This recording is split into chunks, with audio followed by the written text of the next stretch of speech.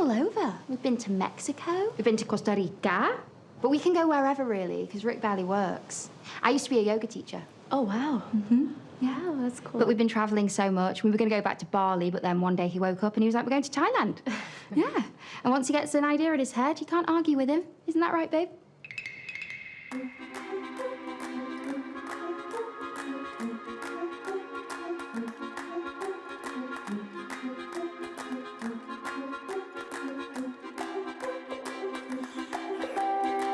Hello, and welcome to the White Lotus official podcast, companion to Season 3.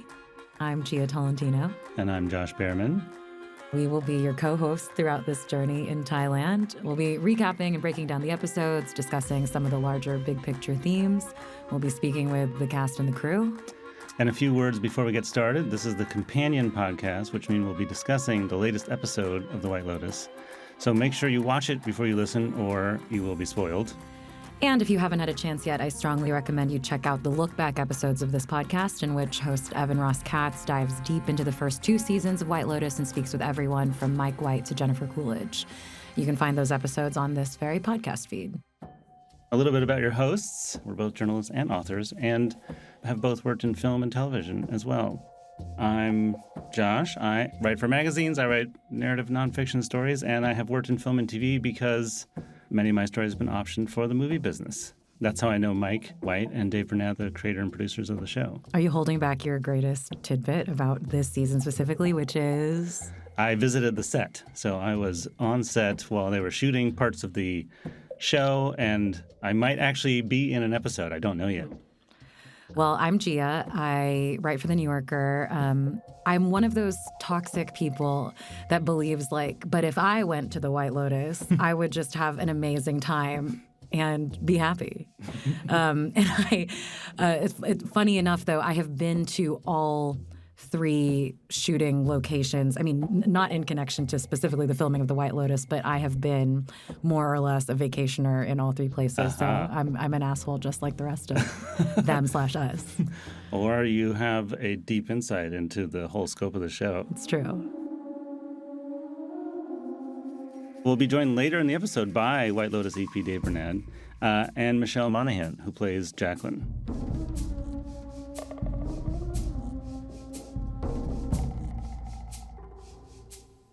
Before we get into the recap of the episode, I have a burning question. Who did you have the most immediate identification with on this season?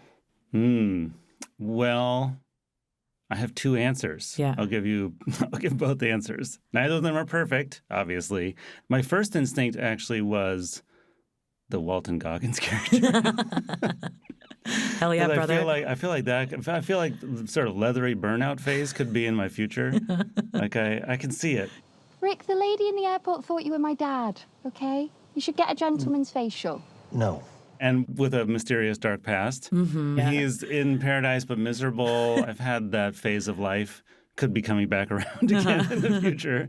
And at the other end, I think probably Lachlan, Sam Nivola's character, the younger brother in the family.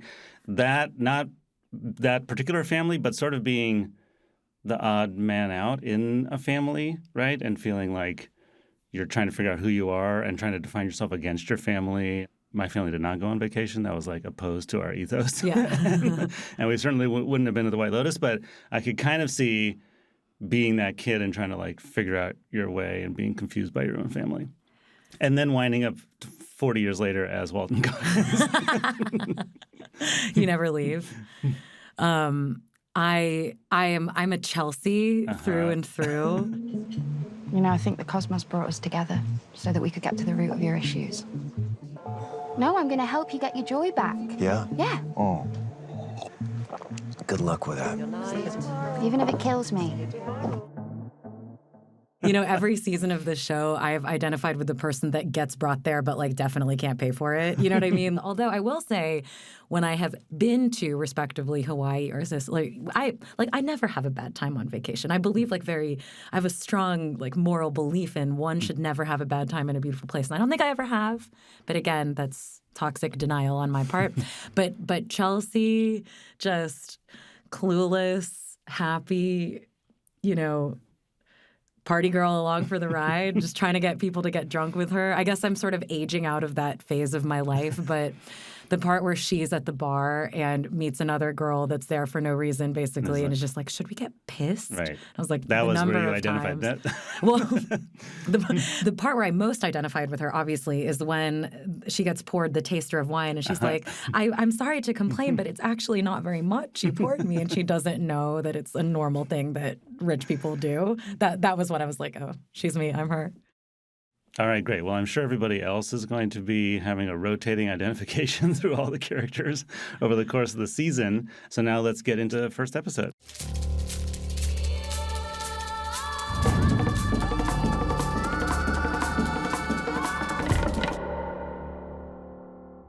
Okay, so this episode is called Same Spirits, New Forms, like all the White Lotus episodes. It's written and directed by Mike White. And like all of the season openers, we get, a shot of paradise. We get a monkey sitting on a tree branch overlooking this gorgeous sort of twilight paradise, pastel-skied Thailand scene.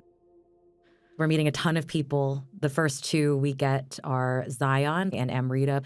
Amrita is teaching Zion to meditate in this beautiful pagoda, and this beautiful scene is broken up by the sound of gunfire. He leaves the pavilion, he jumps into a pond, trying to stay clear of the gunfire, and then he sees the body, the traditional body, in this season floating in the water. I found this to be quite terrifying, actually. I was really caught up in this opener, which is different from the others, obviously.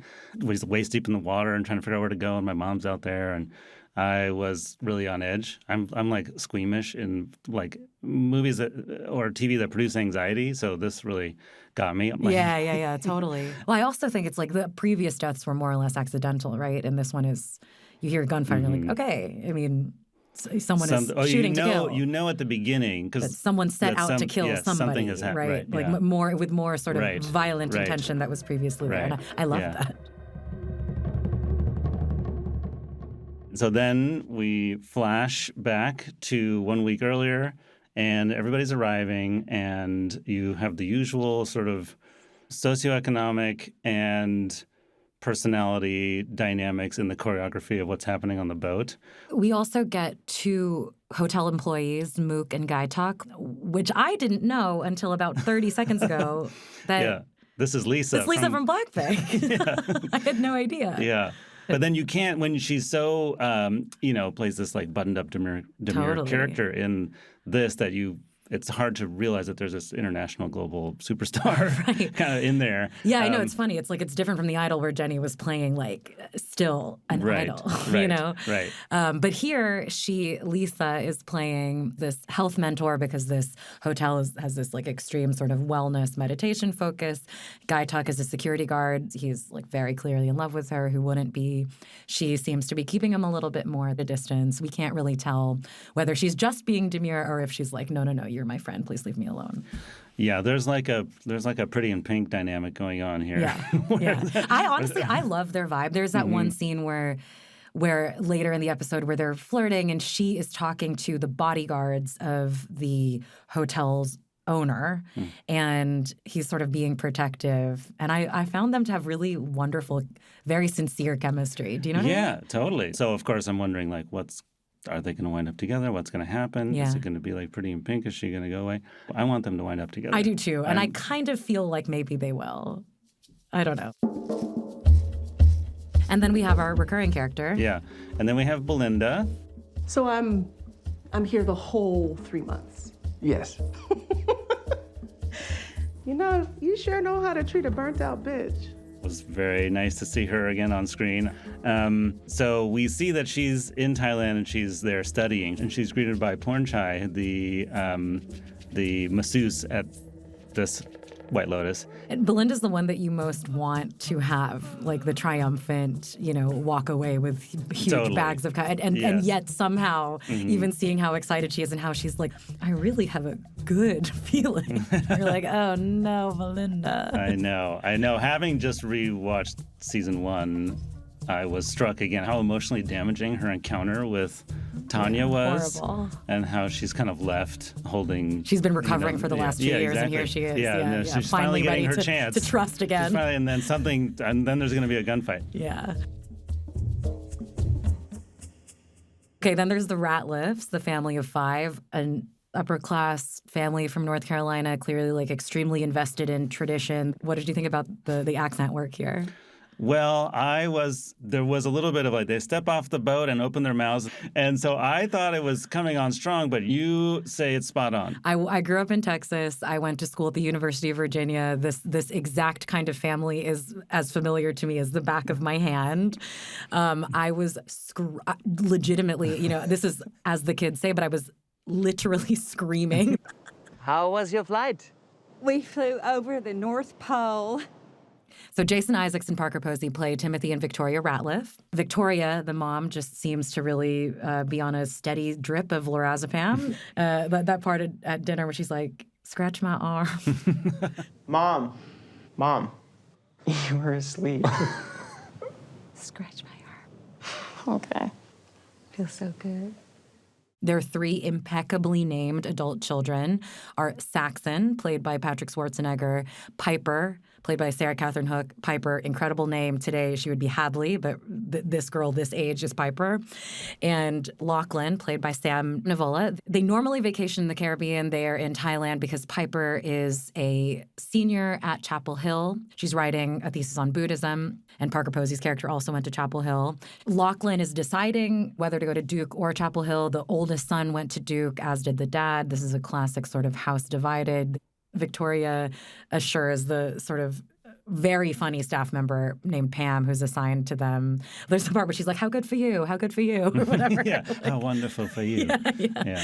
But she assures them they're a totally normal family, which, why not? Right. We are a normal family. I like that they have to assure strangers. Yeah. Well, they not only normal, but also kind of the best, clearly. They're invested in that idea. The men are upset about there not being sort of Wi-Fi privileges in the villa. What's the Wi-Fi? Oh, yeah. We don't actually have Wi-Fi in the villas. Okay. I think it's a great idea. The only people I want to see are right here anyway. All right, honey, I'm sick of these phones. it's not realistic. We will be keeping the phones, Pam. Okay. But it probably would have been better for the father if he had just locked up that phone, because Right. at some point in the episode, he gets like the nightmare call from a journalist being like, hi, we're trying to close this story in 2 days and we need to know, can you give me a call back as soon as possible? Right. Nightmare call that it sounds like he deserves in every way. As journalists, we know as the subject should not answer that call. Yeah. If we can't reach you, it's better for you. I'm actually astonished he called that guy back. Yes, right. Like he wouldn't have called, like if in real life he's right. not If he calling us knew back. what it was about or even had any inclination. There is this immediate sort of psychosexual thing. Yeah, bizarre. Where like there's 3 bedrooms and they're trying to decide like where they're going to distribute the 2 kids, and Saxon tells Piper like he can't stay with you because you have full-grown genitals now. There's this like gender breakdown also in Yeah. the family where the women went to Chapel Hill. And there's clearly like a sort of gendered thing. It's like, are you going to fall in line with the alphas? Yes, Because of or the be with profoundly disturbing end of the episode where you think that Saxon is about to just watch porn, jerk off in front of his little brother to show him like what you're supposed to do with the penis. I honestly thought he was going to do that, and I'm just very glad we didn't have to, witness that. I'm not like a squeamish person, but I'm probably would rather not see, Incest. see the incest I'd rather see it get paced out teaspoon by teaspoon as it is going to presumably throughout the season, rather than get it all at once in episode 1. So next we have Jacqueline, Lori, and Kate. To Thailand, to monkeys, to self-care, and a week of new memories. Yes. They're, 3 tight girlfriends all the way through basically their young adult life, and they've stayed friends, and now they're getting their long-awaited vacation together. And this also is a really great complex of characters that is so much is laid out in just their first real introduction. And of course, by the way, what could go wrong when three longtime girlfriends go on vacation? Oh yeah, I mean, I could go on this for an hour. There is objectively unequal distribution of power and ability and money, really. I mean, like, and the ability to move in the world where it's kind of, I mean, Carrie Coon is gorgeous, but they're kind of trying to, she is styled She's and supposed she to be moves. the dowdy one. She's supposed to be the dowdy one, which is crazy because it's Carrie Coon. Yeah. But, you know, she's very clearly positioned that way. And the other two look like the movie stars that they are the entire time, are styled as such, have gotten, as they admit, you know, impeccable work at their, you know, prestige, unnamed doctors or whatever. But the dynamic between women that are trying so hard to not admit that there is tension and competitiveness in any way is one of the funniest things to watch, if not necessarily to experience in the world. Right. Can't wait to see what happens. I'm like, how is it going to go down, and how does the tape play forward? And also, you can kind of see, I feel like you can roll the tape back even, right, and see that, like, oh, in high school, the distribution of power and social currency was present then too, right? Oh, yeah. The moment that I found most painful about the dynamic between the three women is when they are trying to complain about their lives. And Jacqueline is, you know, saying she can't have a bad day in public anymore. And Kate is saying she doesn't know if someone really likes me. For me, I mean, I think I'm cool, but what if they just want a board seat or whatever? And they're just reassuring each other back and forth, like, we're so lucky, we're so lucky. And nothing is, you know, if there's anything worse than people like being huge assholes, it's people being huge assholes while insisting they are so lucky and so grateful. Like that is an echelon of pure sort of madness and cringe that I hope this season pushes into so hard because it makes me want to die. Lastly, we've got Chelsea and Rick, who I love immediately. Chelsea's played by Amy Lou Wood. Rick is played by the iconic Walton Goggins, giving so much Walton Goggins. Yeah, you need to sort your shit out. You've got issues. I've got issues? Oh, you're the one who's crazy. She's a former yoga teacher, just along for the ride, trying to get him to relax, being like, should we get fucked up? Should we try some tantric? Would you like that? And he's just so angry the whole time. And so, like, they get into, you know, finally he gets sick of her, kicks her to the bar. And then, like, one of the last scenes of the episode, she befriends another girlfriend, another beautiful girlfriend of an older man, and they decide to get drunk together. And they talk about all the bald white men that are in Thailand, and we sort of pan around to the respective bald white men. And then to this specific one, who is Greg, Tanya's husband. The employee of Black Lives Matter. yeah, exactly. Bureau of Land Management. Yeah. He's here. Did we find out exactly what the shady thing going on? Like, was he trying to kill her for insurance money? They're married, so he would inherit the money, presumably. And I don't know if it's ever explicitly revealed. That they had sort of a profit-sharing agreement with the gays? Yes. Okay. I mean, but we are assuming that's my assumption. Yeah. Maybe we will find out otherwise well, here. And he's been living in Thailand for a year. We learned that from Chloe, the girlfriend. Right, the girlfriend.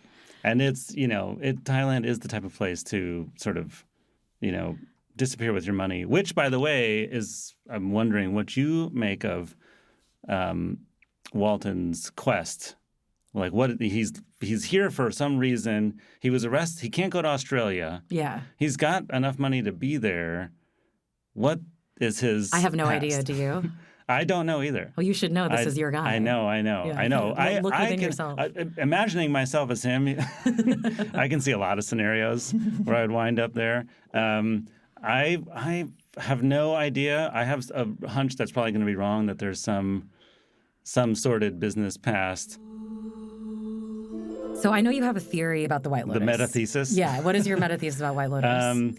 Well, I have a thesis about season 1, which now relates to season 3, and so I feel sort of, you know, semi-vindicated so far. But I feel like season 1 is, despite the kind of surface level dealing in ideas of wealth and privilege and so on, that it actually was this kind of Buddhist parable. It's about how basically everybody is wrestling with their own internal suffering, and they're all unhappy. Even Shane, the rich guy, right, who's like, we're in the wrong suite, we need the pineapple suite. And you think he's the villain, but it's just that he's on vacation and he also can't be happy, right? Like upstairs or downstairs, everybody is like having this internal suffering. And they don't know where to find meaning or happiness, right? That's what everybody's kind of looking for. And they don't even realize it. And then over the course of that season, the only people who get off the wheel are Armand, because he dies with a smile on his face. You could call it that, sure, yeah. I mean, he starts quoting Tennyson about death is the end of life and all this stuff. And you see him kind of like let go, basically, of himself. And then Quinn, the son, communes with nature. The guy's addicted to his phone and porn. And he communes with nature and sees a whale and then gets on the boat and all of a sudden just escapes. That's the only way out, basically, is to like dive into the ocean, right? But sorry, your theory is that the real sort of thematic subtext is that desire is the thing that causes suffering. Yeah. I mean, that's the nature of Buddhism, right? The Four Noble Truths. The first one is all life is suffering. And the second one is suffering is caused by needs or attachments or desires. And so that is, I feel like, what season 1 is actually about, kind of underneath. But season everything. 2 is too. I mean, my argument is that like all plots are about this. That desire is what gives something stakes and the thing that gives that instigates the plot, right? The characters, everybody has to have needs, and the needs are what puts the spikes in the plot. You know, but right, it's interesting because now we are in the home of this ideology. Yes. Now we're in a place where it's like the whole country's like this blank canvas for people's spiritual seeking. Right. And it's a Buddhist country. That seems to be the difference. That the hotel is configured around awareness and spirituality and gratitude really overtly. You know, I mean, it was interesting. The part of the Buddhist writing that Piper is listening to on audiobook is about identity being a prison, that we build a prison, we step into it, we lock it. Identity is a prison. No one is spared this prison. Rich man, poor man, success or failure. We build the prison, lock ourselves inside, then throw away the key. The guy says identity is a prison. I think that's what the show is about. I was like, okay, that is the headline. I mean, we're supposed to take it as that, yeah. And he says, no one is spared, rich, poor, whatever. And I think that is why I feel like that's what is happening in season 1, too. And in that respect, I think in general, Mike is very sympathetic to all the characters. There are no real villains. Nobody is a bad person. He's but rich this time there's someone with a gun. There might be, you know what I mean? Yes, right. Yes, exactly. This time it's going to be on purpose. Somebody's going to be killed on purpose. Yeah. Or perhaps. But even so, I think that whatever motivations, whatever happens that leads people to that place, I feel like the show and Mike is fundamentally sympathetic to that because it's all born out of whatever vulnerability and human frailties that people have that lead them to question themselves, to worry about who they are and what is meaningful. Even in this episode, the family and the 3 women, at a certain point, they catalog what they have. Yeah. They all catalog what they have. So you know, like, something's gonna get lost, right? Well, and then we're gonna see what happens. Your kids are gorgeous. Your beautiful homes. You're totally winning life. Well, look at you.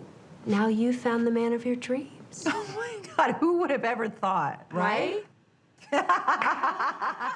I think there's also something funny happening in the writing, too, which is like being aware of something is not morally additive necessarily, right? Like there's this strange weight placed on like, okay, like being self-aware or just being aware of suffering, of privilege or whatever. That's seen as somehow redemptive when in fact it's not. You can be completely aware and still be doing the same horrible shit. In fact, it can be self-justifying. Exactly, yeah. And I feel that there is something funny going on in the writing where previously the characters were often not self-aware. They were taking their experiences for granted, the ability to be at these gorgeous places. And they're more sort of aware and self-conscious here, perhaps because they've chosen to go to a place that's kind of wellness and awareness focused. And I think that will be like this kind of growing tension and joke in the writing where everyone is so aware of their blessings and it makes them actually so much worse.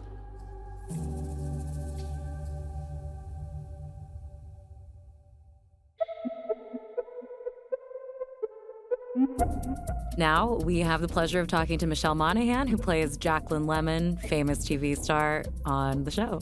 So excited to be here, you guys. Oh my gosh, just being here with the 3 of us, I'm in heaven. I would sleep in a tree. Michelle, your character comes with a backstory that is supposed to be immediately legible to the viewer and is. You're a big star. The owner of the hotel is dying to meet you. I wanted to ask you, what are the pleasures as a movie star of playing a movie star? Like, what does that allow you to get to do?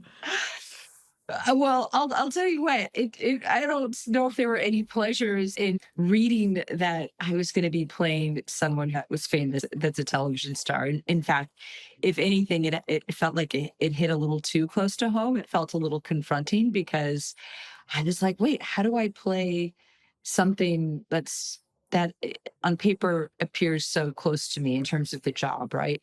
So the initial fear of like reading that was my career, I was like, oh gosh, this feels a little meta. But after I got beyond the idea that she was this actress, which of course I could relate to very much, it was really just getting to kind of discover all of the, the complexities of her, which are obviously well beyond, who I am or anything like that. Yeah. Tell us, as you read through all the scripts, what were those nuances that emerged for you, that deepened the part for you and showed you the specificity of who Jacqueline was going to be? And specifically, that was not you, right? I think that, was interesting to me was this idea that she has these lifelong best friends and she wanted to take them on vacation, and I feel like she kind of felt like she owes it to her girlfriends that maybe they're not in that position to be able to do that. And I think that at the same time, while she was excited to kind of foot the bill to kind of fund this girls trip, that maybe she secretly liked as well to have the upper hand, and how she kind of manipulates that a little bit. And I think that's something that Mike obviously writes with such nuance and such subtext. But I think that he really wanted us to lean into that kind of that ever-evolving power dynamic. This idea that one's kind of the perpetrator, one's the peacemaker, one's the victim, and it's constantly shifting, right? And so kind of finding our respective roles in each of those dynamics and kind of how that plays out and that kind of shifts. And I think that Jacqueline, likes to appear to be in control, but I think at the same time, she really wants to just be reckless and to kind of lose control. So I think there's a real duality to her, and definitely a duplicity that we start to see. We get to see in her as the show progresses, and that's the beautiful gray area of all the characters, right? Is that they all are a little bit duplicitous, and certainly this season's theme, which is sort of spirituality and life and death, you really see every character being confronted with kind of that existential kind of crisis of like, who am I? What am I doing here? But I think, what's really relatable with the three ladies is the way that we explore, the way that we've been kind of conditioned as women to compare ourselves to one another, to judge ourselves, this thing that we're always confronted with our own life's choices and questioning our very lives based on other women's sort of failures or successes. And so I really love that idea of that, because even though it's heightened, of course, in White Lotus, I think it's something that we can all relate to as women specifically, Completely. Like the grass is always good. Yeah. We've all seen relationships like that. We've all been in situations like that. It's just very relatable. Yeah, there's something in there about the three of them have been friends for so long that any decision that any one of them makes, it's personal to the other two. It's somehow a referendum. It's somehow a judgment. Some shadow is cast over the other two, no matter what.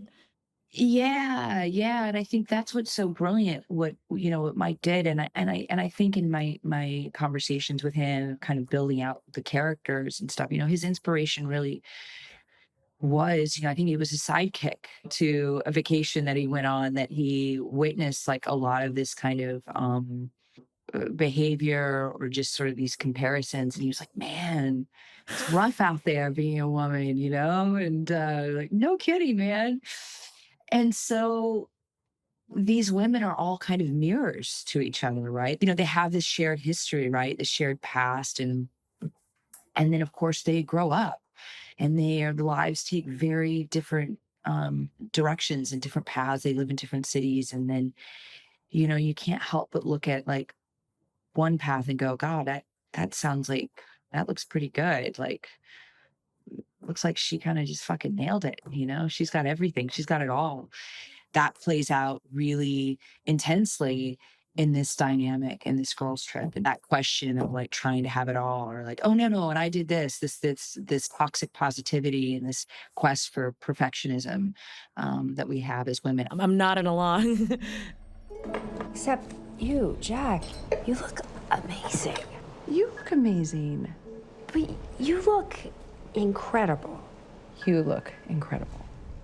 We've been debating what the relationship between the three women was as girls. In high school or junior high, was Jacqueline sort of the queen bee and the other two are vying for her attention? Are they all on an equal playing field?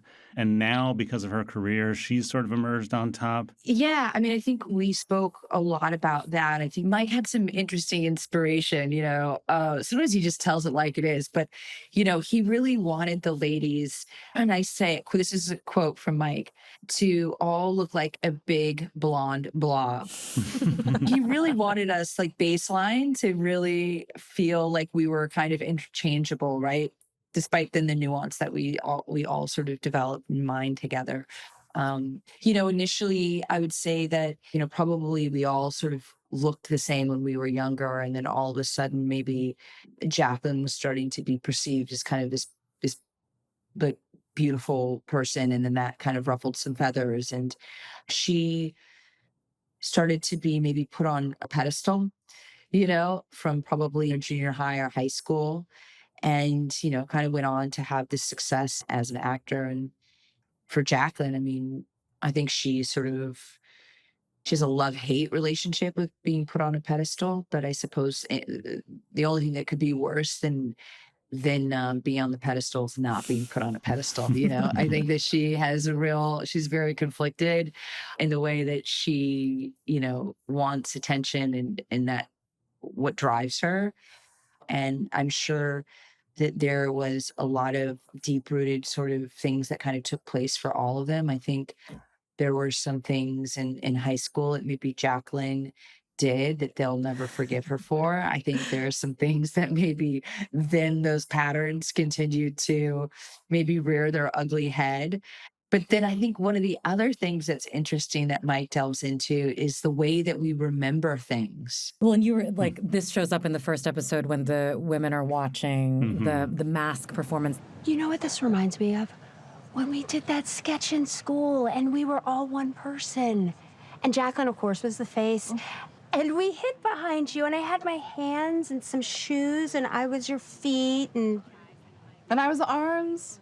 They all have clearly this ingrained memory of having been sort of of Jacqueline as the star and the face, and they're like, we were and your Jacqueline's like, I don't remember. Like, oh, of course, you're the pretty face. And Jacqueline was like, what? And what it's like about? Left an impact on them. Right. And Jacqueline's like, oh. Yeah, I think that's the clue that she was the preeminent one. Yeah. She doesn't remember this performance. That's they're like, what are you talking about? Like, that's not at all how that happened. And then you're looking at the other one like, are you kidding me? No, it happened this way. And then we're all completely stumped because we don't know what the reality is. And I think that was really a great way that Mike was able to kind of infuse that kind of confusion and that, like, you don't know who to kind of even root for at that point. And so there's like everyone's bringing a little bit of their baggage. And so the way that Mike uses, you know, those conversations, but they're gossiping about one another and one leaves the room and it's so gooey and juicy and gossipy. But it's sort of that faux care, right? That faux, like that toxic positivity. You're like, oh, I know, I just love her so much, you know. And we were discussing this. We were talking about it yesterday and I was like, this is, you know, deeply familiar to me as a woman. Yeah, of like right. the framework that this sort of, when one person leaves the room or when you're on a side chat where it's like, there is a specifically feminized way of laundering the most unkind impulses through the most kind language, you know? Ooh, Just wow. like, That's a deep statement right there. you know, and it's just like, Yes. I just want her to be happy, you know, and you're just saying the meanest shit. It's so good. I mean, I remember reading those lines and it was so wild. That scene, I think, was in our audition for the show. And I remember, you know, we got 3 scenes and he asked me to specifically audition for the role of Jacqueline, and Leslie for Kate, and then of course, Carrie for Lori.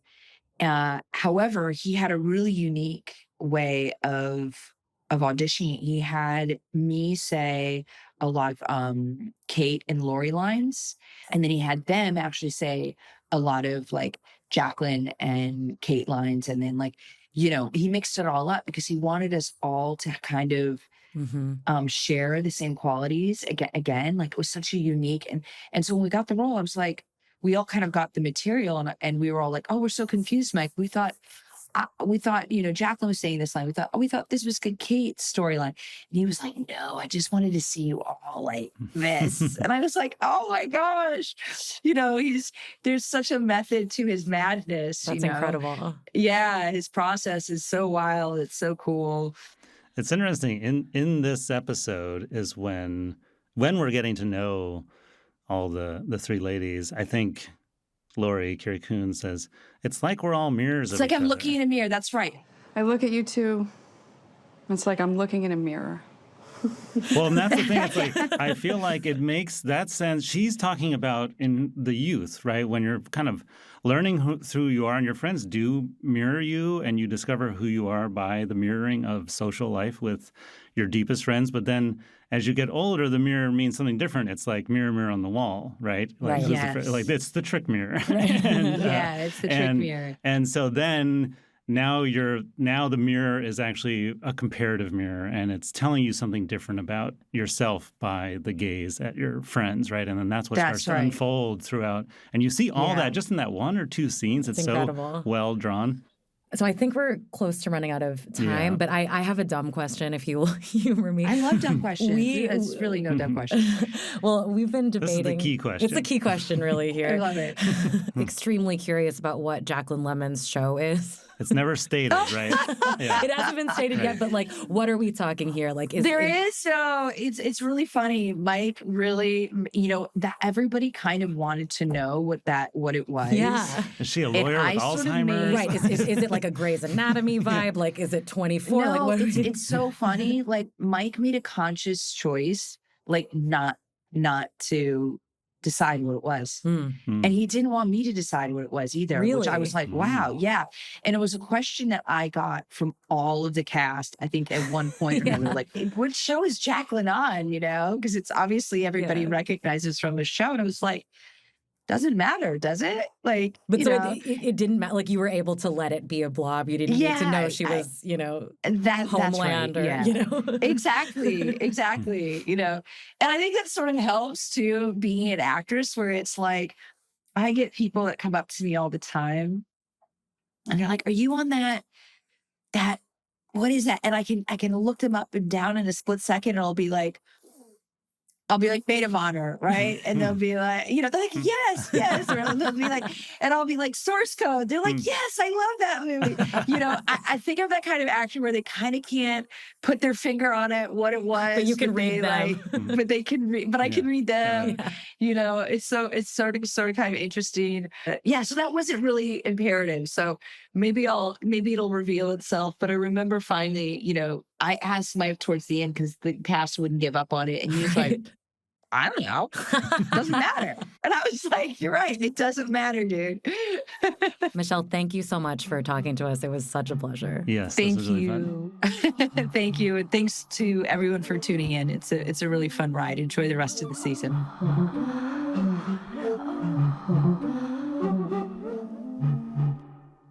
So, Josh, what do you think the show that Jacqueline stars in is? Is it a Grey's Anatomy? Is it a Good Wife? I think she is the newly elevated head of a spy agency.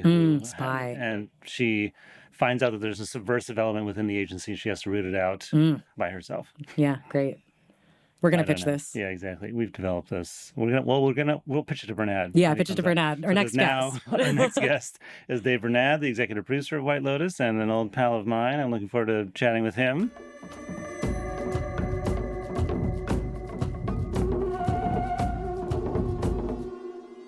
All right, we're now joined by White Lotus EP, Dave Bernad. Good to see you. How's it going? This is a dream, Josh, to be interviewed by you.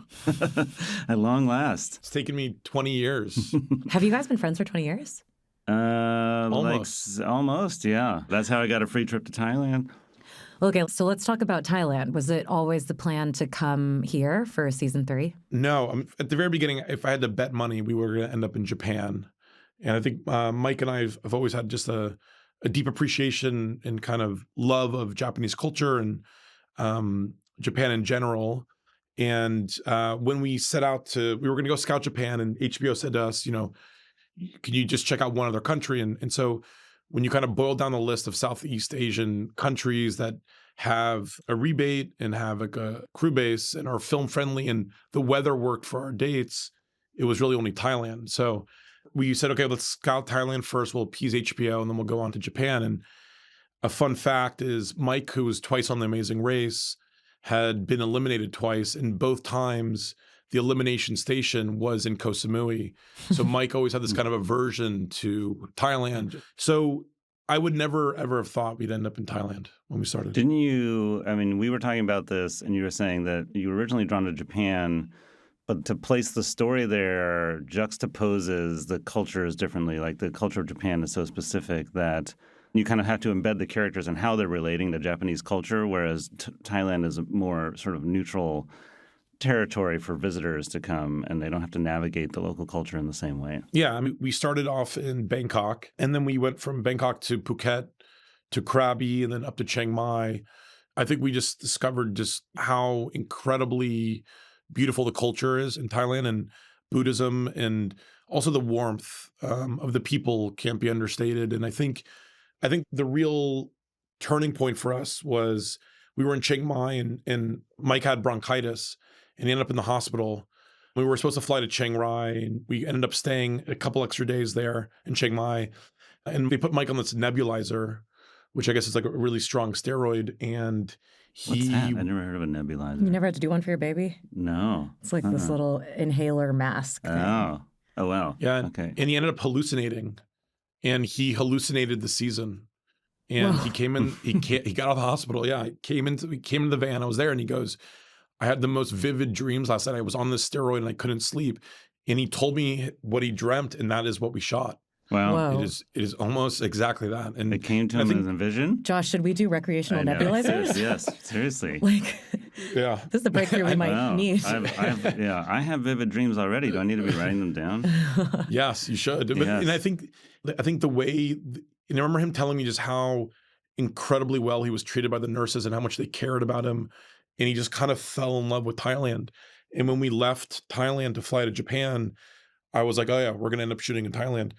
And we got to Japan, and I think, kind of to your point, the interest of the show is never to look down or make fun of local culture. And I think Japanese culture is so specific and it's so beautiful. And I think to do a show set in Japan, you're going to end up getting into things we didn't want to get into, where Thailand is really about Buddhism, and Buddhism itself kind of permeates everywhere in our experience. And I think that just felt like a more ripe place to kind of investigate Eastern versus Western philosophies. Yeah. Well, every season and its themes end up connecting to the setting in a particular way. Could you talk more about how this season's themes came to sort of coalesce around Thailand? Yeah, I think since I've known Mike, and I've known Mike 20 years too, he's always been interested in Buddhism, something that's come up a lot. He's read a lot. So I think for us, once we got there, the Buddhist ideals and kind of Buddhist storytelling was something that was already in his head. As we traveled around, you kind of realized how, if you're gonna do something in Thailand, that's to me a subject matter you're gonna have to tackle. So I think thematically he was already in. And then before Mike starts writing, he goes and lives, he lived in Sicily for 3 or 4 months.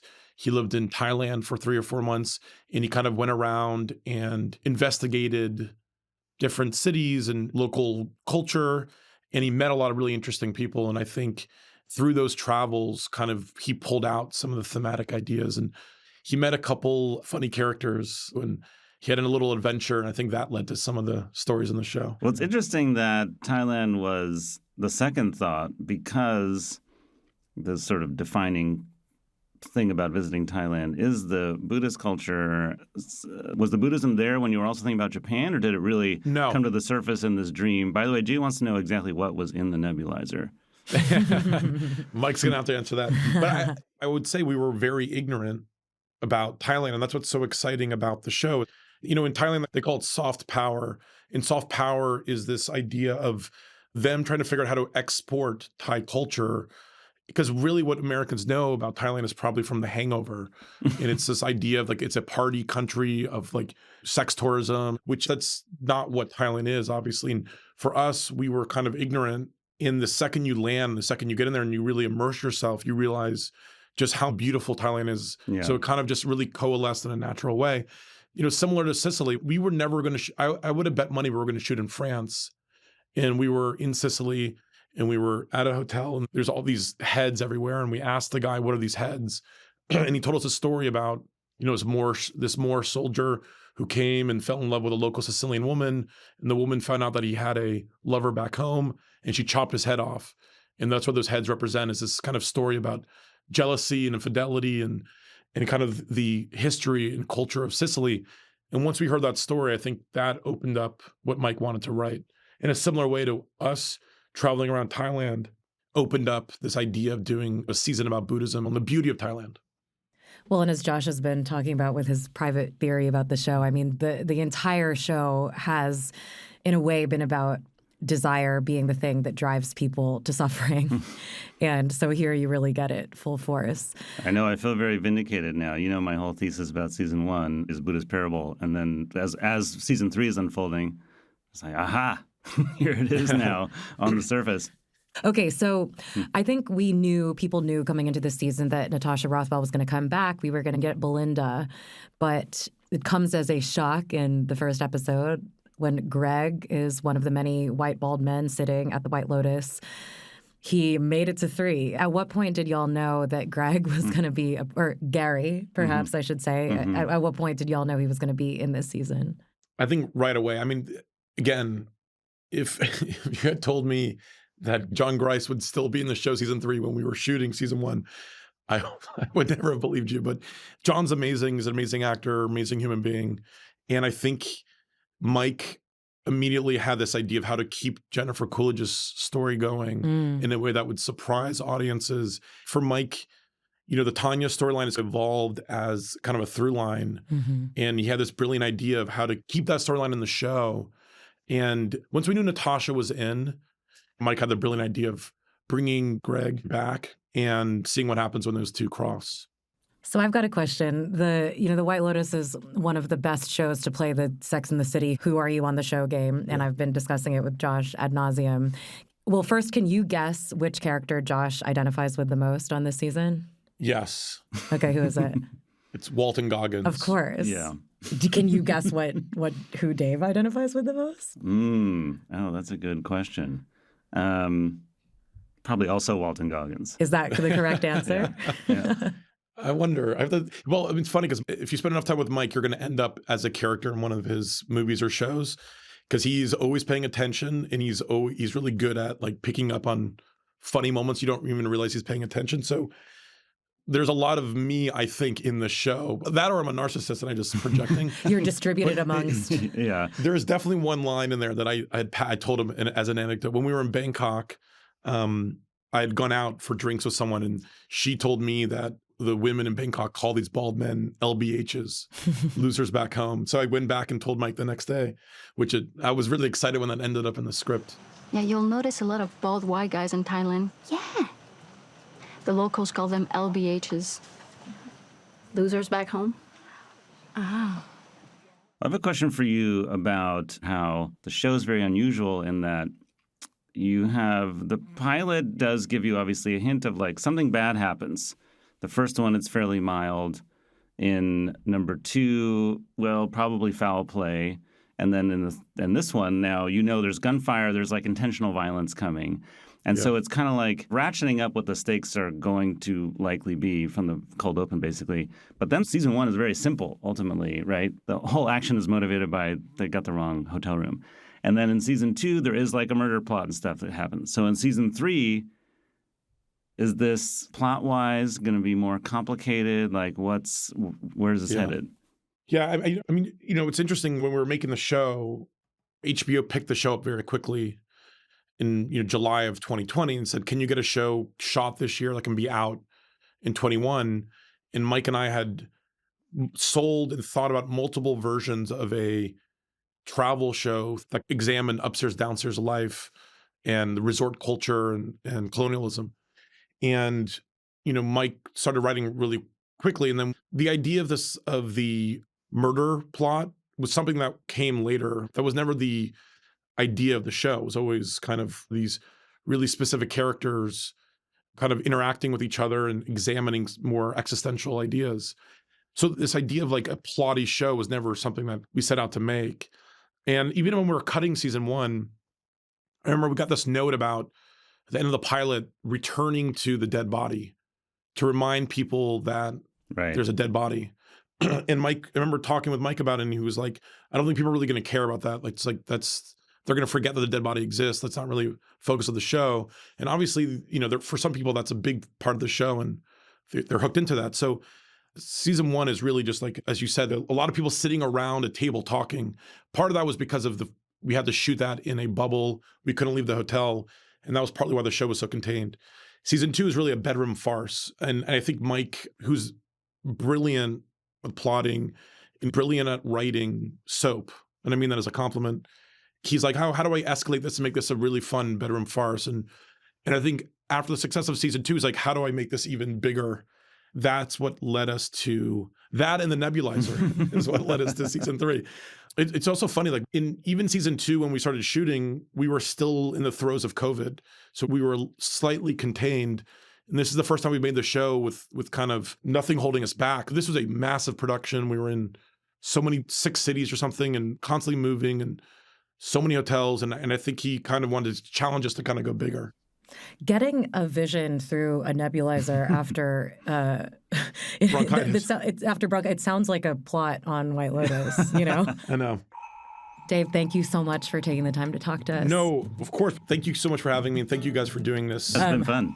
Yeah, it has been so fun.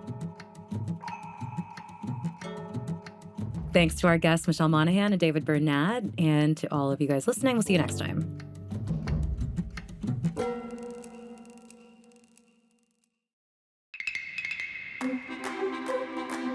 The White Lotus podcast is a production of HBO and Campside Media. This episode was hosted by Gia Tolentino and Josh Bearman.